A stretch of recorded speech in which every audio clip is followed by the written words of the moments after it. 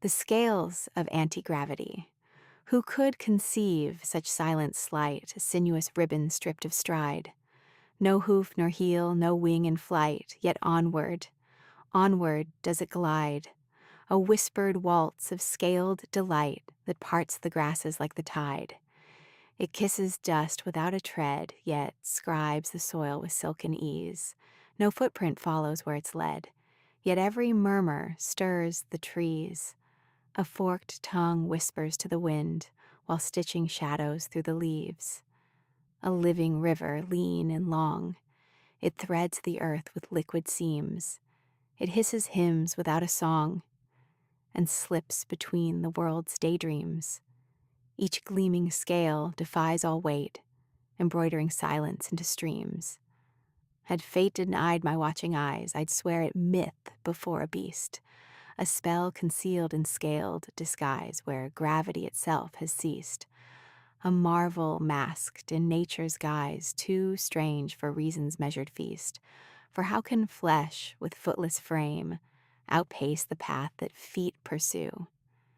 It glides through logic all the same and makes the impossible seem true, a paradox no tongue can tame, rewriting all we thought we knew. Perhaps all wonders where this guy's too wild for reason's rigid reign, until they're witnessed with our eyes, they're shelved as folklore, fable, feigned. The serpent sheds more than its skin, it sheds the limits of the plain. So never mock the mind that dreams of marvels hidden yet unseen. The impossible is often truth, awaiting eyes both clear and keen. For had I never seen a snake, I'd swear the ground itself had learned to fly. Some miracles are so ordinary that we forget how impossible they would seem if we'd never seen them. A little note about what inspired this poem. At first glance, the Scales of Antigravity seems like it's simply about a snake.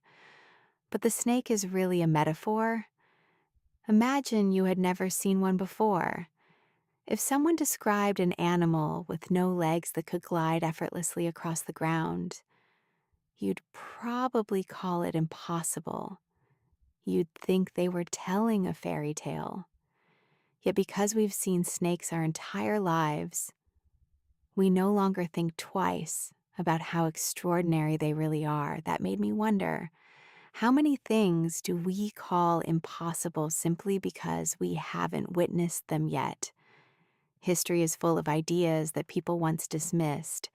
Human flight, electricity, communicating across oceans, walking on the moon, artificial intelligence. Every one of them sounded impossible until someone made them real. This poem is a reminder to stay curious and humble. Our understanding of the world is limited by what we've experienced. Nature itself is filled with wonders that would seem like fantasy if we encountered them for the first time. So when someone dreams big or imagines something that doesn't fit today's reality, maybe don't dismiss it too quickly. Sometimes the impossible isn't fiction. It's simply tomorrow waiting to be discovered.